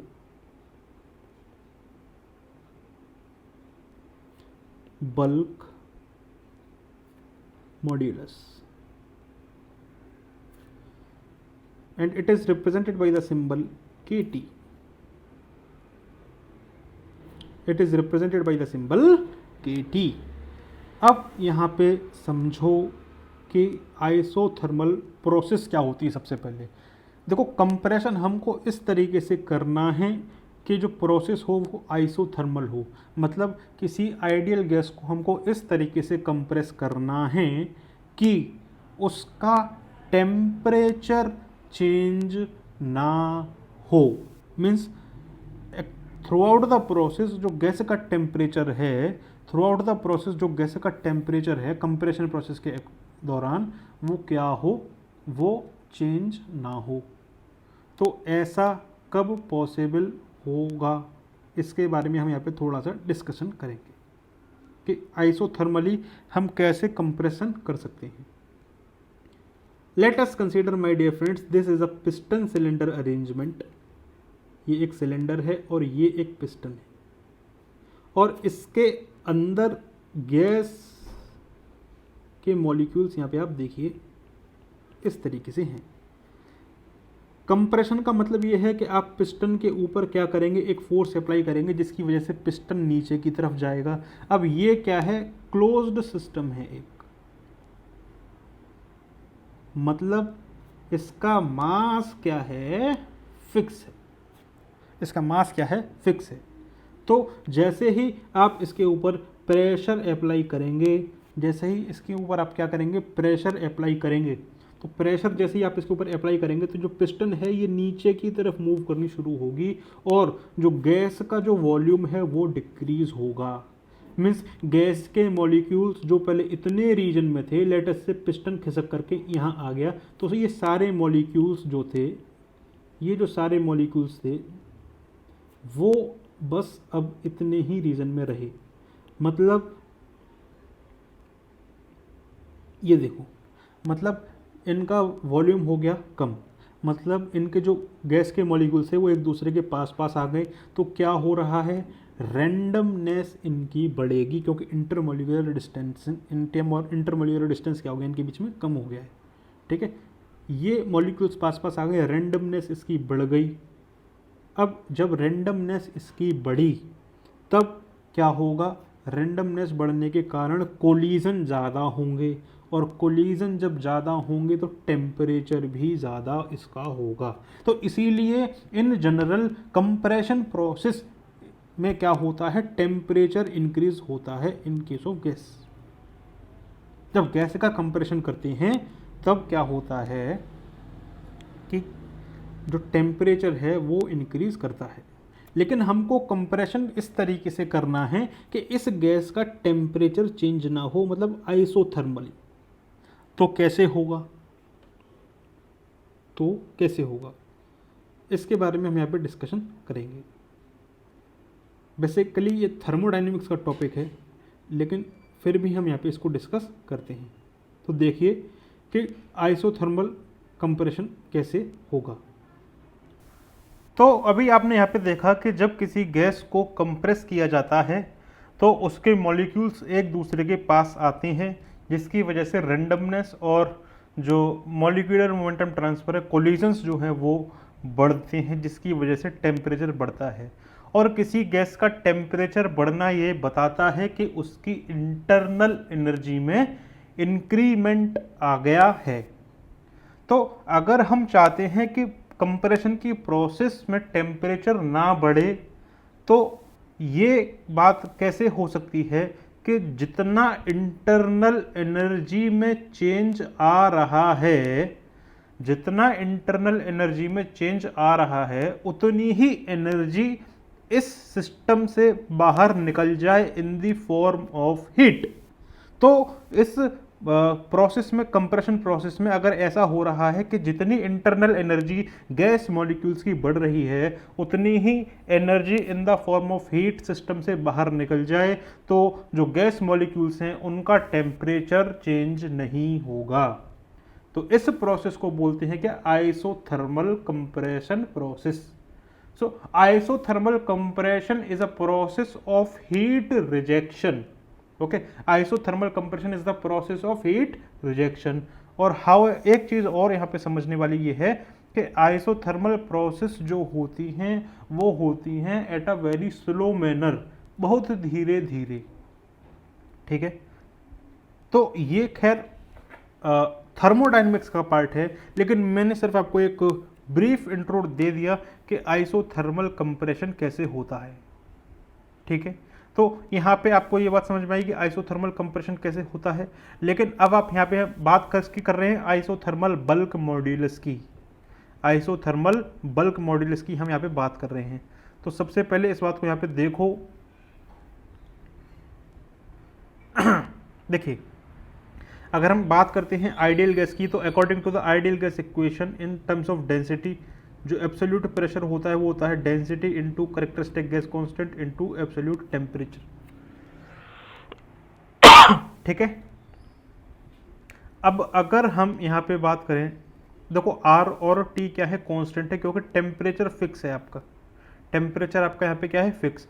तो अगर आप यहाँ पे देखो, जो डी पी बाई डी रो है वो है आर टी के बराबर। अगर हम बात करते हैं बल्क मॉड्यूलस की, तो उसका फॉर्मूला होता है rho into D P by D rho. तो R T is can be substituted here. तो यहाँ से देखो, जो बल्क मॉड्यूलस आता है, isothermal bulk modulus of ideal gas, वो आता है रो इंटू आर टी। ठीक है, sorry, rho into R T. अब रो इंटू आर टी को इस इक्वेशन से देखो, इसको हम लिख सकते हैं इन टर्म्स ऑफ प्रेशर। तो isothermal bulk modulus is nothing but equals to the final pressure. मतलब कंप्रेस होने के बाद जो प्रेशर आया है, आइसोथर्मल कंप्रेशन में क्या होगा कि इनिशियल प्रेशर कुछ होगा, इनिशियल वॉल्यूम कुछ होगा। कंप्रेस होने के बाद, आइसोथर्मली कंप्रेस होने के बाद जो आपका प्रेशर आया, वही आइसोथर्मल बल्क मॉड्यूलस कहलाता है। तो अब हम जानते हैं आइसोथर्मल बल्क मॉड्यूलस ये हो गया।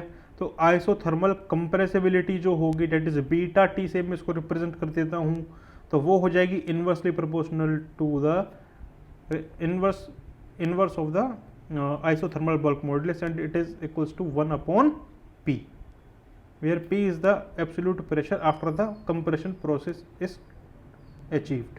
ठीक है, तो ये हमारे पास आया क्या, आइसोथर्मल कंप्रेसिबिलिटी। ये हमारे पास आया क्या, आइसोथर्मल कंप्रेसिबिलिटी। इसी तरीके से माय डियर एक होता है एडियाबैटिक प्रोसेस। एक्चुअल में एडियाबैटिक प्रोसेस में क्या होगा, एडियाबैटिक प्रोसेस जो होती हैं ये होती हैं बहुत ही ज़्यादा फास्ट मैनर में, मतलब ऐसी प्रोसेस जिसमें कि हीट ट्रांसफ़र क्या हो, ज़ीरो हो। ऐसी प्रोसेस जिसमें हीट का ट्रांसफ़र जो है वन स्टेट से सेकंड स्टेट में जाने में वो अगर ज़ीरो है तो ऐसी प्रोसेस कहलाई जाती है क्या, एडियाबैटिक प्रोसेस।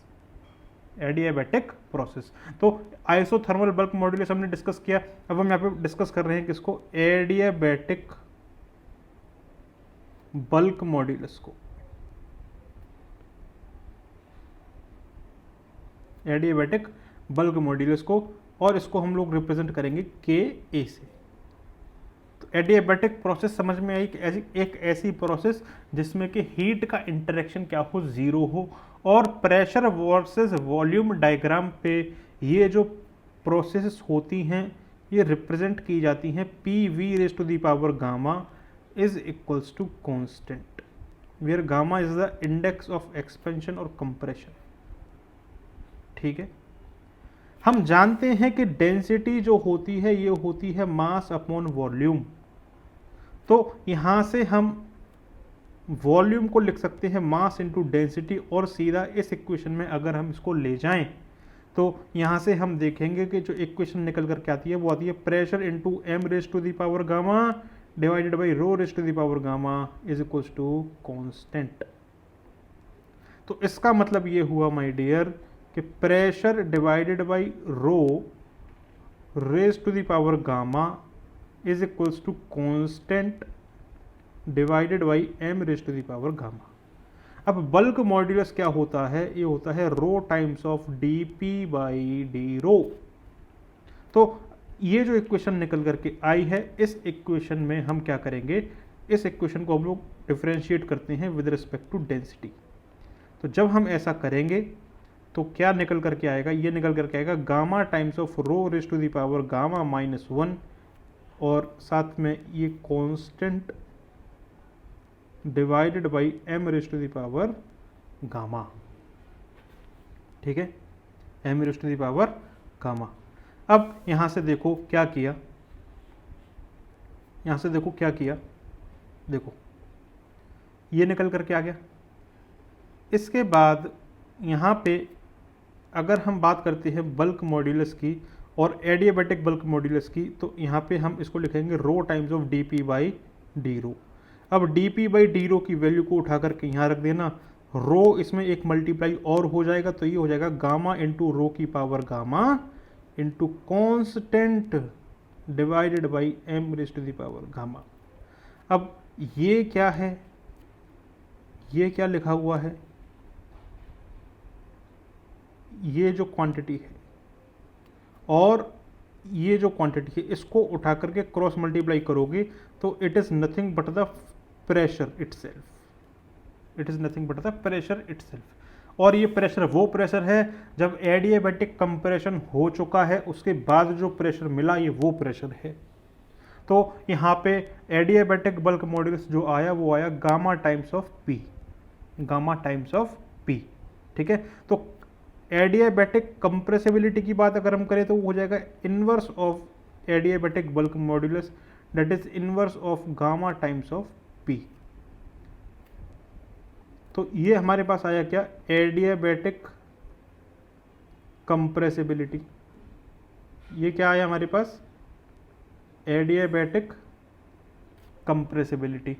ठीक है, ये बात आपको समझ में आई। अब देखो ये वाली इक्वेशन, कौन सी वाली इक्वेशन, ये वाली इक्वेशन, देखो ये वाली, इस इक्वेशन को देखो और इस इक्वेशन को यहाँ पे देखो। इन दोनों इक्वेशन से हम ये पता करते हैं कि जो एडियाबैटिक कंप्रेसिबिलिटी है वो है 1/गामा times of the isothermal compressibility.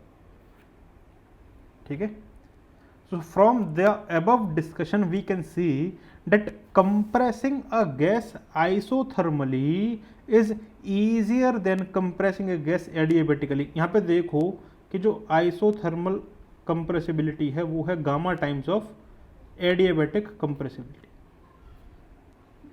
Gamma क्या है, ग्रेटर देन 1 होता है।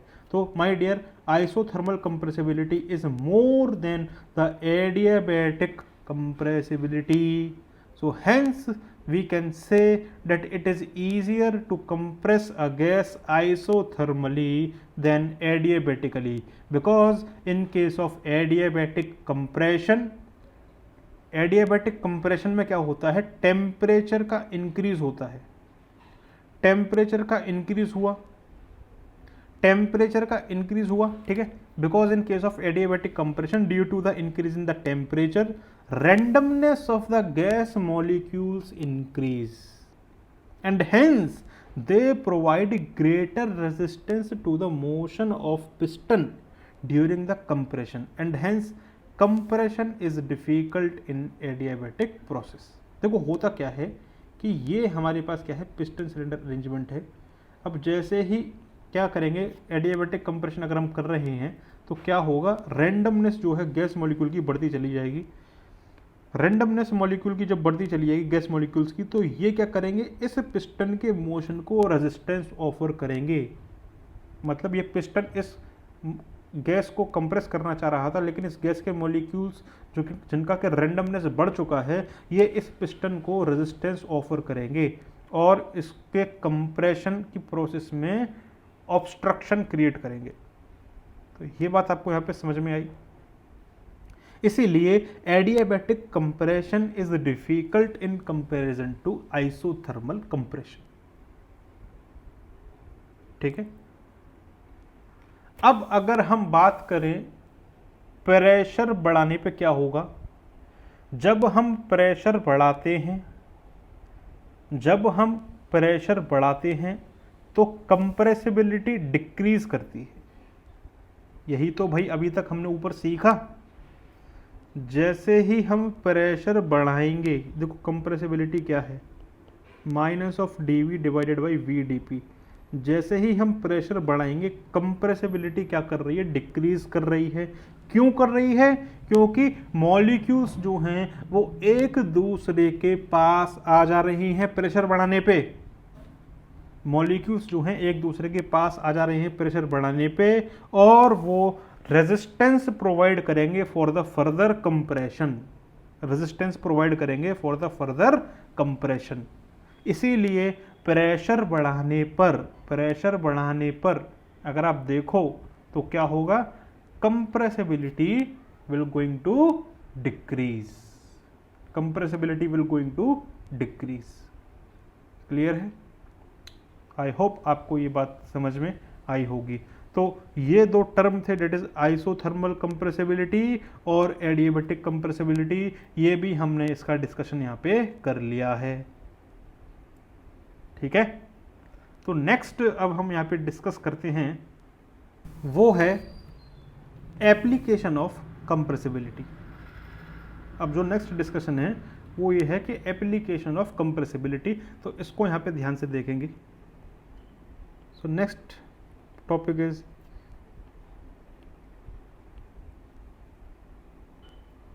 Application of compressibility. कंप्रेसिबिलिटी का एप्लीकेशन कहाँ पे देखने को मिलता है, तो यहाँ पे हम डिस्कस करने जा रहे हैं सबसे इम्पोर्टेंट कि स्पीड ऑफ साउंड। साउंड की जो स्पीड है वो कंप्रेसिबिलिटी पे डिपेंड करती है, वेदर द फ्लो कैसा है। ठीक है, स्पीड ऑफ साउंड जिसका दूसरा नाम होता है क्या, एकॉस्टिक स्पीड, एकॉस्टिक स्पीड, या फिर हम कह दें क्या इसको, सोनिक स्पीड, या फिर इसको हम लोग बोल सकते हैं, एक और नाम होता है इसका प्रेशर वेव वेलोसिटी। एक्चुअल में ये जो है टॉपिक, ये कंप्रेसिबल फ्लूइड फ्लो का टॉपिक है, जो कि नया सिलेबस ऐड हुआ है गेट के एग्ज़ाम में। लेकिन मैं यहाँ पे आपको इसका ब्रीफ इंट्रोडक्शन दे देता हूँ, क्योंकि कंप्रेसिबल फ्लूइड फ्लो हम पढ़ेंगे शायद पावर प्लांट में पढ़ेंगे, उसको पावर प्लांट में कवर करेंगे, ठीक है। तो यहाँ पे आप देखो, सबसे पहली बात कि किसी गिवन मीडियम में आपको बस एक्सप्रेशन पे ध्यान देना है, ये कहाँ से आया इसकी बात हम बाद में करेंगे जब कंप्रेसिबल फ्लूइड फ्लो की यहाँ पे हम बात करेंगे, ठीक है। किसी भी गिवन मीडियम में जो स्पीड ऑफ साउंड होती है, एक सेकंड इसको थोड़ा अच्छा करते हैं।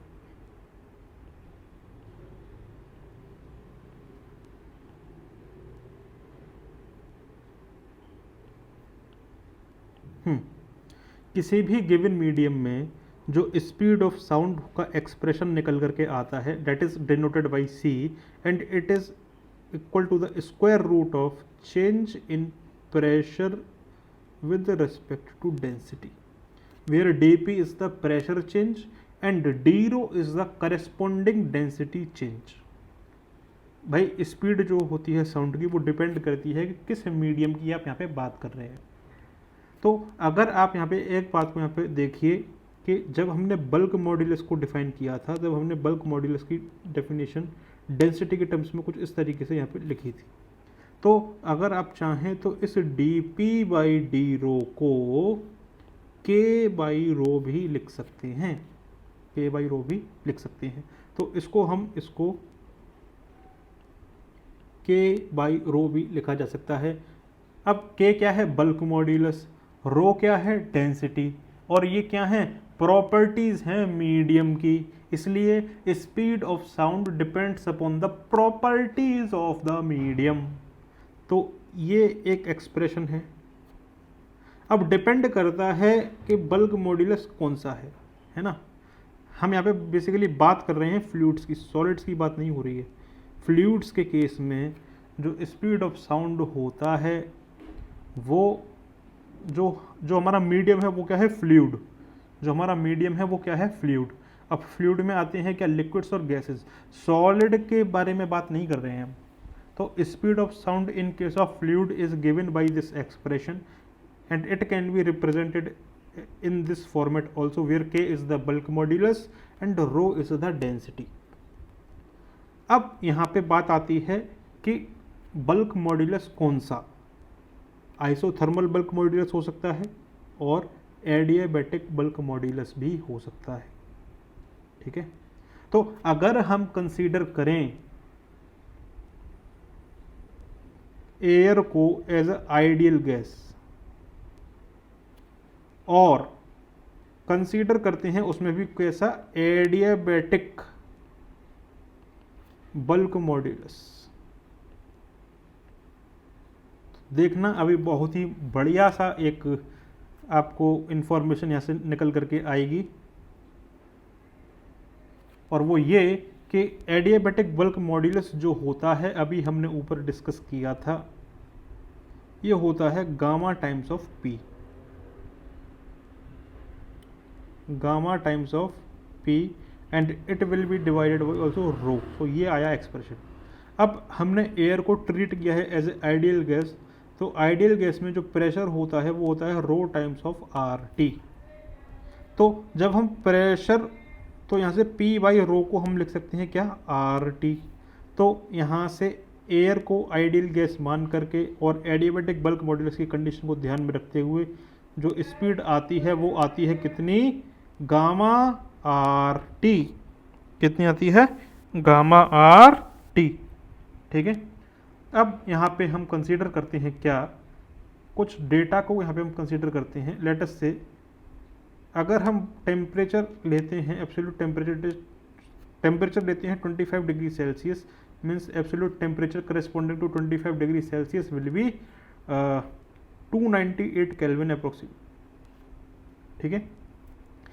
एडियाबैटिक इंडेक्स की अगर हम बात करें तो let us take it as 1.414 ideal gas like air, और एयर के केस में जो करेक्टरिस्टिक गैस कॉन्स्टेंट होता है थर्मोडायनेमिक्स में आप पढ़ेंगे तो इधर 287 जूल पर केजी केल्विन। ठीक है, तो ये सारी वैल्यूज़ देखो, ये हमारे पास आ गया टेम्परेचर, ये हमारे पास आ गया गामा और ये हमारे पास आ गया आर।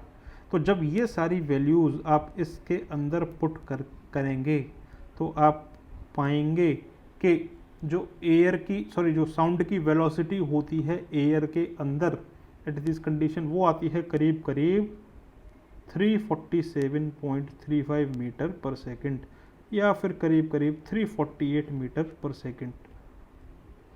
तो जनरली ये देखो बिल्कुल क्लोजर है, जो आइडियलाइज्ड वैल्यू आप कंसीडर करते हो कि 344 348 इस तरीके से।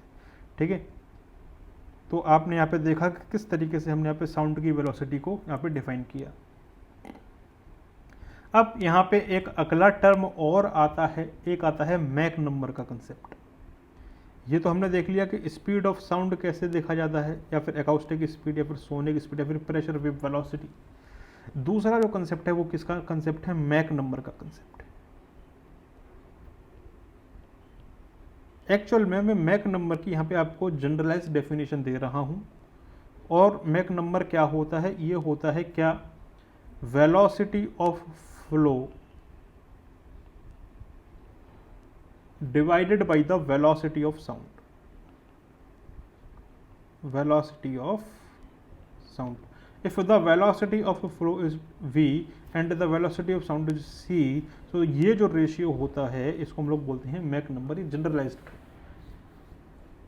ठीक है, फिजिकल मीनिंग में नहीं जा रहे हैं अभी। तो अगर वेलोसिटी फ्लो की c से कम है, मतलब velocity of flow is less than the velocity of sound, then in that case Mach number comes out to be 1, less than 1। तो उस केस में जो फ्लो होता है इसको हम लोग बोलते हैं क्या? Subsonic flow. इसी तरीके से अगर velocity of flow is equal to the speed of the sound, then उस केस में मैक नंबर की वैल्यू आ जाती है 1, और इसको हम लोग बोलते हैं क्या? Sonic flow. इसी तरीके से अगर velocity of sound is greater than velocity of flow is greater than the velocity of sound, then in that case Mach number जो आता है वो आता है 1 से बड़ा, और इस तरीके के फ्लो को हम लोग बोलते हैं क्या? Supersonic flow. क्या बोलते हैं? Supersonic flow. जब हम कंप्रेसिबल फ्लूइड फ्लो के बारे में डिस्कशन करेंगे तब हम ये पाएंगे कि मैक नंबर का जो एक्सप्रेशन है वो कुछ इस तरीके से आता है, that is 2 times d rho by rho, इस तरीके से आता है। ठीक है, मैक नंबर का कंसेप्ट ये अभी याद नहीं रखना है, बस आप यहाँ पे देखिए क्या कह रहा हूं मैं। जो चीज़ याद रखने वाली है वो ये है कि ये हमारे पास ये निकल करके आया। अगर हम बात करते हैं if the density change is less than let us say is 5%, late us से लाइक दिस, तो जब ये वैल्यू को आप यहाँ रखेंगे और इसको सॉल्व करेंगे तब हमारे पास क्या आएगा कि मैक नंबर का वैल्यू करीब करीब 0.32 के समथिंग आएगा। तो अगर कोई फ्लो ऐसा हो रहा है, जहाँ पे मैक नंबर 0.32 या फिर इससे कम है, तो उस फ्लो को हम लोग बोलेंगे क्या? Incompressible flow. ये बस आपको याद रखना है, ये वाला पॉइंट, इसकी अभी ज़रूरत नहीं है, बस आप ये याद रखिए। All those fluids are treated as incompressible flow नहीं, सॉरी ये फ्लो नहीं, फ्लो अलग हो गया। ठीक है, all those fluids flow are treated as incompressible for which the Mach number comes out to be less than 0.3। ये चीज़ है याद रखने वाली। तो आज का लेक्चर हम यहीं तक करते हैं, बहुत ही बड़ा लेक्चर हो जाएगा वरना।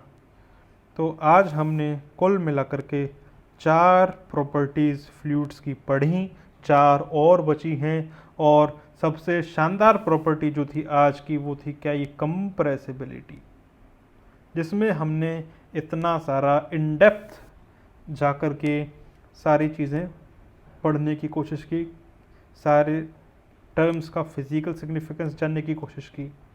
तो आज के लेक्चर में इतना ही। अभी तक हमने क्या क्या पढ़ लिया, फ्लूइड प्रॉपर्टीज़ में डेंसिटी पढ़ लिया है, स्पेसिफिक वेट पढ़ लिया है, कम और स्पेसिफिक ग्रेविटी भी पढ़ ली है, देखिए स्पेसिफिक ग्रेविटी, और फिर हमने कंप्रेसिबिलिटी भी पढ़ लिया है। तो आई होप आपको आज का लेक्चर में मज़ा आया होगा, कुछ नई चीज़ें आपको सीखने को मिली होंगी। तो अब हम डिस्कस करेंगे अपनी अगली property, that is viscosity, which is the very very important property. बहुत ही ज़्यादा दिमाग लगाना पड़ेगा उसको समझने के लिए, और जब उसको आप पढ़ेंगे तो फिर उसको पढ़ने के लिए आपको फर्स्ट लेक्चर के कंसेप्ट क्लियर होने चाहिए। वैसे मैं उसको दोबारा बता दूंगा, ये वाला आपको कंसेप्ट पूरा क्लियर होना चाहिए, ये जो हमने यहाँ पे डिस्कशन किया था ये वाला विस्कोसिटी को समझने के लिए, ठीक है। खैर वो कोई बात नहीं, मैं उसको दोबारा से बता दूंगा शॉर्ट में। तो कल का लेक्चर बहुत ही ज़्यादा इंपॉर्टेंट होने वाला है, विस्कोसिटी का डिस्कशन होगा, ठीक है। तो आई होप आपको मज़ा आया होगा। तो मिलते हैं नेक्स्ट लेक्चर में। अगर कोई डाउट है तो कमेंट में आप पूछ सकते हैं। मैकेनिकल गेट जोन का हमारा टेलीग्राम चैनल है, वहाँ जुड़िए हमसे, वहाँ 2 वे कम्युनिकेशन होता है हमारे और आपके बीच में, ठीक है। तो आई होप सब कुछ अच्छे से समझ में आया होगा। तब तक के लिए ऑल द बेस्ट, मिलते हैं नेक्स्ट लेक्चर में।